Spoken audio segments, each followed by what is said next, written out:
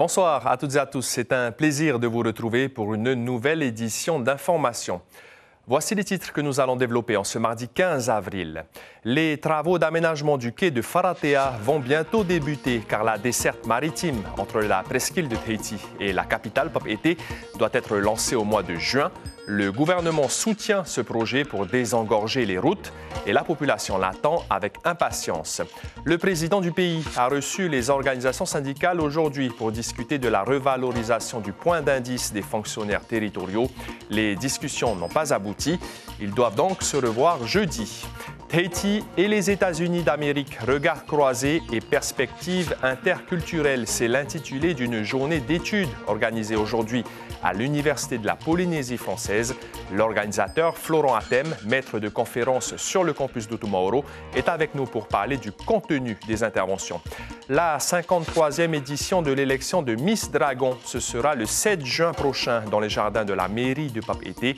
Pour l'instant, 6 candidates sont inscrites, mais le casting reste ouvert. La remerie d'Atimono pourrait être classée monument historique, tout comme le cimetière chinois de Mataiea. Les photos et les archives sont rares, mais il reste les témoignages. Merci d'être avec nous. Les travaux de rénovation du quai de Faratea devraient débuter très prochainement, car la desserte maritime entre la presqu'île de Tahiti et la capitale Papeete doit être lancée au mois de juin, une alternative à la circulation routière très attendue par la population. Le gouvernement aussi soutient ce projet. Le reportage de Nicolas Suir et Teiva Ribé. Le quai de Faratea, laissé aux pêcheurs à la ligne. Cette situation devrait changer bientôt. Les travaux de réaménagement devraient débuter dans les semaines à venir. Ils permettront la desserte de la presqu'île par l'Apetei Express d'ici fin juin. Les travaux consistent à remplacer les 4 bollards, traduisez les bites d'amarrage, dont une a été arrachée. Ce qu'on souhaite, c'est avant tout garantir la sécurité des usagers. C'est la raison pour laquelle on a lancé déjà des consultations pour effectuer des travaux sur le quai pour remplacer les bollards existants par des bollards plus gros qui permettront de sécuriser la desserte. Donc là, les travaux vont avoir lieu au cours des 2 prochains mois et nous espérons pouvoir mettre en service le quai d'ici au milieu de l'année. La mise en place d'une ligne maritime entre Papeete et la presqu'île constitue une priorité pour le gouvernement car elle est une alternative à la circulation routière très encombrée. Une solution également très attendue par la population. Alors moi je trouve que c'est une bonne idée. Pourquoi ? Parce que le problème de la circulation horrible. Pour nous, on est souvent confondus dans les embouteillages quand on a des rendez-vous sur le centre-ville, quoi. Alors donc c'est pas évident, c'est pas facile non plus bloquer pendant des heures et des heures dans l'embouteillage. Pour l'armateur, l'exploitation de la ligne est tout simplement liée à la survie de l'entreprise. Le groupe Tuatea a bénéficié hier d'un prolongement de sa mise en redressement judiciaire de 6 mois supplémentaires.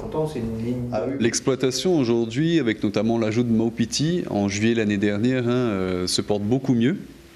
On a de super résultats sur Maupiti. Ça répond à une vraie problématique des locaux, des touristes. Donc on voit vraiment que l'ajout de Maupiti a été favorable à l'exploitation Apetei Express. Maintenant ce n'est pas encore suffisant. Pour la survie du groupe, il faudrait une 60aine de passagers allant de Faratea jusqu'aux îles sous le vent et une centaine jusqu'en ville à chaque voyage. Moetai Broderson a reçu ce matin à la présidence les responsables syndicaux afin de discuter de la revalorisation du point d'indice des fonctionnaires territoriaux, toutes catégories confondues. Dans un contexte de tension sociale depuis décembre, les principaux syndicats étaient présents avec des propositions concrètes, mais aucun accord n'a été trouvé avec le gouvernement. Les précisions de Jules Bourga et Hubert Liao. Après un peu plus de 3 heures de réunion, les délégués syndicaux sortent avec le sourire, mais pourtant... Aucun accord, puisqu'on se revoit jeudi à 8 heures. Donc énormément de discussions, énormément de propositions qui n'ont rien à voir avec notre demande initiale, qui est l'augmentation du point d'indice. Avec le gel du point d'indice entre 2008 et 2016, l'augmentation de leur prélèvement sur salaire et l'inflation, les syndicats évaluent la perte du pouvoir d'achat des fonctionnaires territoriaux à 20%. Le point d'indice est aujourd'hui fixé à 1060 francs. Les syndicats aimeraient une augmentation entre 1120 et 1272 francs. Mais le pays dispose seulement d'une enveloppe de 5 milliards à leur accorder. 1272 francs, ça représenterait une enveloppe de près de 9 milliards. Voilà. Donc, ce qui est bien au-delà du disponible en caisse. Maintenant, donc, nous sommes ouverts à la discussion, mais il reste à savoir où est-ce qu'on place le curseur. On peut le placer à 0, tout comme on peut le placer à 1 milliard, 2 milliards, 3 milliards, pourquoi pas 5 milliards, mais voilà, donc là, et c'est ces discussions-là qu'on n'a pas pu pour l'instant avoir avec le président. D'autant que le gouvernement leur aurait fait comprendre que cette enveloppe ne serait pas forcément utilisée pour revaloriser les salaires. Les discussions reprendront ce jeudi à 8h. Affaire à suivre. Un accident mortel ce matin à Paea, peu après 6 heures au guidon de son scooter. Un homme a perdu la vie sur le coup après un choc frontal avec une voiture qui roulait en sens inverse. L'automobile en question se serait déporté sur la voie opposée après une collision avec une autre voiture.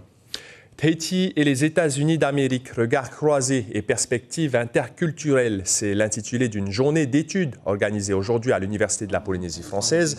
Journée centrée sur les notions de multiculturalité, d'interculturalité et de transculturalité. Ça peut sembler compliqué présenté ainsi, mais des enseignants-chercheurs, des historiens et des témoins directs de l'histoire polynésienne ont pu partager leurs connaissances pour tenter de mieux saisir la place du pays de l'oncle Sam dans l'évolution culturelle de notre Fénois.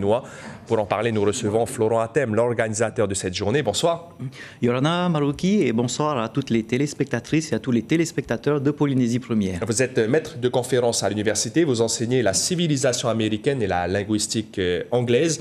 Aujourd'hui, il y avait avec vous, y compris 4 intervenants durant cette journée. Plusieurs aspects de l'histoire commune entre les États-Unis et le Fénois ont été abordés. On ne s'en rend pas bien compte, mais il y a bel et bien une histoire commune qui a débuté quand d'ailleurs? Alors, histoire commune, je ne m'exprimerai pas tout à fait en ces termes. Disons que la journée, comme vous l'avez précisé, était centrée autour des notions de multiculturalité, d'interculturalité, de transculturalité. Donc il s'agissait tout d'abord de poser un cadrage théorique, de tenter d'articuler ces notions en les définissant, en cernant les spécificités pour arriver à une sorte de cartographie, si je puis dire, des relations, des dialogues interculturels possibles. À partir du moment, alors ça peut paraître un peu abstrait effectivement, mais à partir du moment où on accède à cette forme d'abstraction, il devient beaucoup plus facile de transposer ces schémas à des cadres spatio-temporels différents, divers et variés.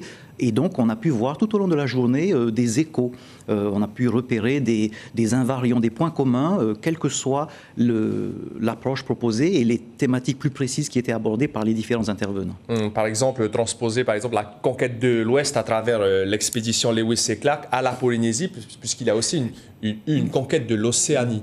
Alors, sans aller trop effectivement dans les détails, bon, c'est vrai que c'est mon domaine de spécialisation, la jeune République américaine, l'histoire des idées, et plus précisément le jeffersonianisme, l'ouverture des portes de l'Ouest avec l'expédition Lewis et Clark, le voyage, l'épopée transcontinentale inaugurale, si je puis dire, qui était donc un groupe, le corps de la découverte était un groupe multiculturel qui voyageait finalement vers une forme de transculturalité au travers des épreuves à surmonter. Ce schéma, comme je le disais, un peu plus abstrait, se retrouve et est facilement transposable à d'autres domaines. On l'a vu avec les divers intervenants. C'était le cas de Ranui Donassan, qui nous a fait l'honneur de sa présence, de Jean-Christophe Teva-Shigetomi et de Lawrence Gonshore, spécialiste des formes de gouvernance et systèmes politiques d'Océanie. Est-ce qu'on peut dire que c'est le schéma de la mondialisation, finalement ?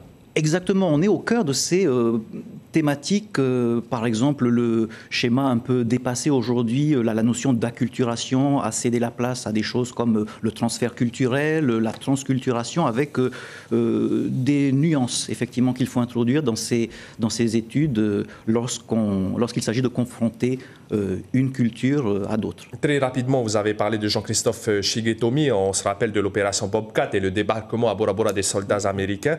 À ce sujet, aujourd'hui, on peut parler de transculturalité ?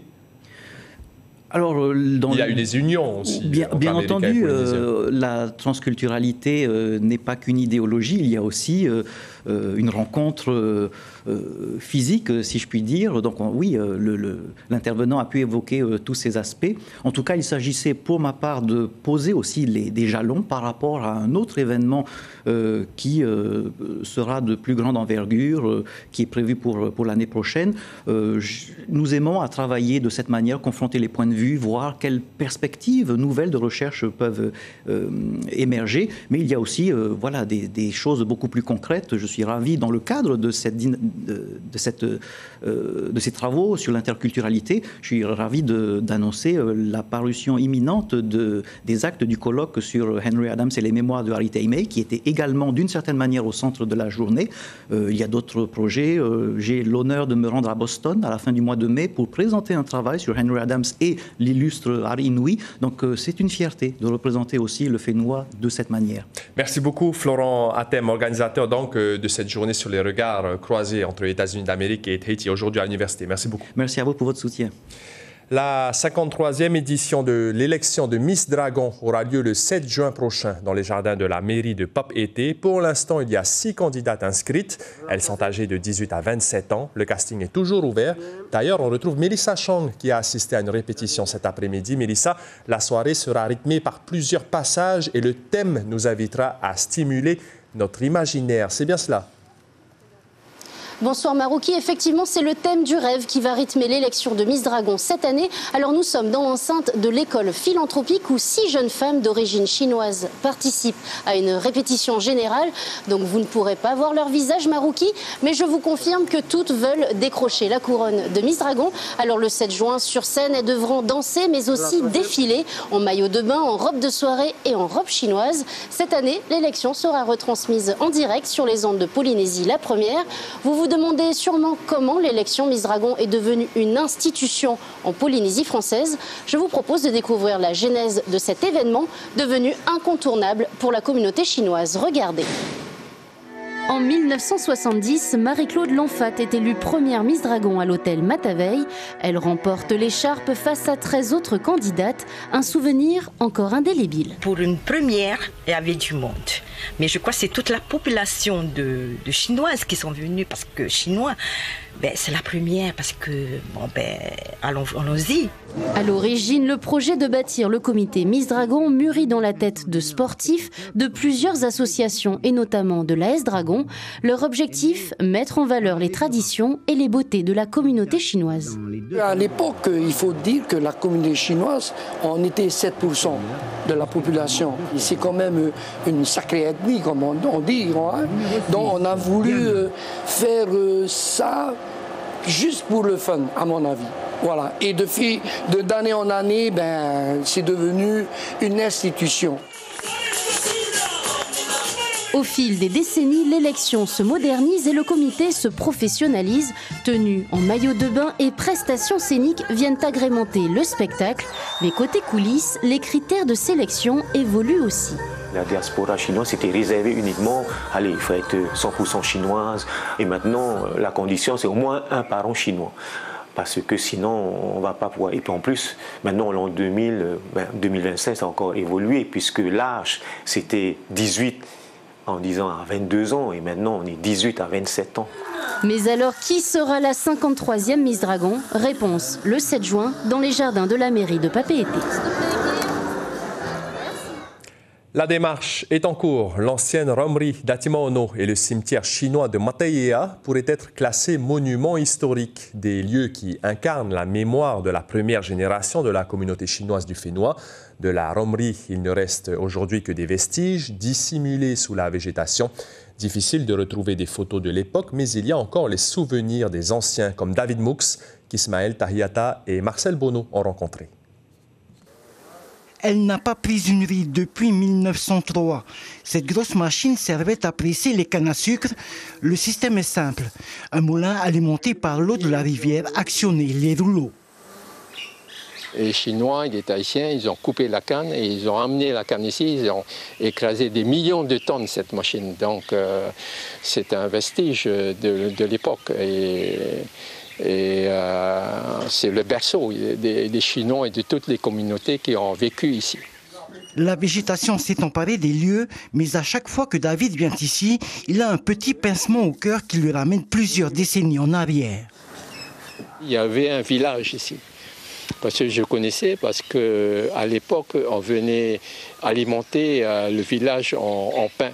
Et je travaillais pour Carapo, le boulanger de Papara, et on venait ici pour livrer le pain, les sardines. En 1860, première arrivée des travailleurs chinois. Ils étaient plus de 1000 dans les champs de coton. 2 autres vagues vont suivre. La société de coton de Atimaono a fait faillite. Et des années après, il y a eu une tentative. En fait, on a relancé une sucrerie, romerie ici à Atimaono. Et donc, on a remplacé les champs de coton par des champs de canne à sucre. Dans les années 1900, le père de David a dû travailler dans les champs et à la romerie en tant que coulis, des travailleurs exploités. Coulis, c'est des gens qu'on embauchait en Chine ou à Hong Kong pour venir ici.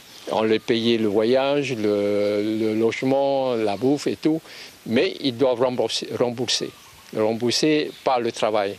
Et des fois, ils doivent rembourser 3 fois ce qu'on lui a payé. Ce pan de l'histoire explique clairement comment la communauté chinoise a pu s'implanter en Polynésie. David, lui, est resté ancré dans la canne à sucre. Il a planté ses premiers champs en 1981 et a ouvert sa première romerie en 1991. La Polynésie s'invite à Mayotte dans un contexte de lente reconstruction. 3 mois après le cyclone Chido qui a frappé ce département français, une association a organisé une initiation à la danse tahitienne. Une belle parenthèse et une ouverture vers une autre culture. Yousra Mahadalo et Chafion Madi de Mayotte la première. Paréo fleuri et coloré, fleurs dans les cheveux, c'est dans cette ambiance vibrante, rythmée par les sonorités de la Polynésie, que se déroule un cours d'initiation à la danse tahitienne. Aujourd'hui, les danseuses s'exercent à combiner grâce et rigueur, car la danse tahitienne se voit comme le reflet du quotidien des Polynésiens, et tout commence ici par l'apprentissage des techniques fondamentales. La danse tahitienne, c'est vraiment synchro, il faut vraiment connaître les gens, enfin voilà, bouger bien ses hanches, etc. Et voilà, c'est une grosse surprise. Il faut se connaître en fait. Il faut se connaître. Et tel un véritable orchestre, les générations se rencontrent unies par le désir d'apprendre et de partager. Ici, aucun jugement, juste une envie commune de se dépenser tout en découvrant une nouvelle culture. C'est une découverte, j'avais déjà vu des spectacles, mais j'ai jamais été initiée. Je trouve ça vraiment intéressant d'apprendre de nouvelles cultures, de nouvelles danses et de nouvelles manières de se déhancher. Pour Vanessa, originaire de Tahiti, c'est un petit bout de la maison à des milliers de kilomètres. Ces personnes veulent apprendre, donc au contraire, on doit partager et passer un bon moment tous ensemble. L'association Zik Dance, créée en 2006, souhaite mettre en avant l'importance du partage culturel, de la convivialité et du dépassement de soi. Zik et Danse du monde. Donc nous, on s'intéresse au monde par le biais de la musique et de la danse. Donc Tahiti, c'est bien sûr c'est une découverte de Tahiti. Donc c'est pour ça que cette initiation elle est faite pour nous. Un instant suspendu dans le temps qui nous transporte presque dans un autre océan. Un mot sur la météo au Fénois. Après les îles du Vent, les Australes Ouest et Centre, l'île de Rapa a aussi été placée en vigilance orange pour fortes pluies. La population est invitée à faire preuve de prudence et à respecter les consignes de sécurité du Haut-Commissariat. L'information principale de ce mardi 15 avril, la desserte maritime entre Faratea à la presqu'île de Tahiti et Papeete doit débuter au mois de juin et des travaux d'aménagement du quai à travaux sont prévus pour sécuriser la desserte. Ils vont débuter très prochainement. L'exploitation de cette future ligne maritime est cruciale pour la survie du groupe Tuatea, propriétaire du bateau Apetei Express. À la une de Tahiti Info, demain, mercredi, Faratea, le motu raccordé à la terre. L'invité café demain matin en radio sera Ludovic Fria, le président de l'Union syndicale des magistrats actuellement en mission au Fénois. Et sur vos écrans, ce soir, le documentaire Sauvage consacré au Hura, l'oiseau emblématique de Rimatara, puis 2 épisodes de la saison 2 de la série The Glades à partir de 19h50. C'est la fin de cette édition. Merci de votre fidélité. On se quitte sur des images de l'élection de Miss Dragon en 1980. Passez une très belle soirée. À demain et prenez bien soin de vous.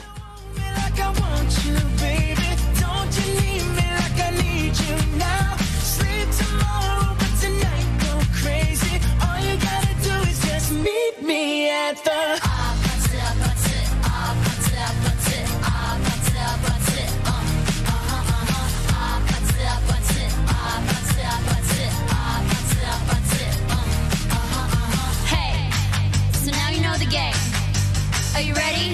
'Cause I'm coming to get you, get you, get you. Hold on, I'm on my way. Yeah, yeah, yeah, yeah, yeah, I'm on my way. Retrouvez ce programme en replay sur notre site internet.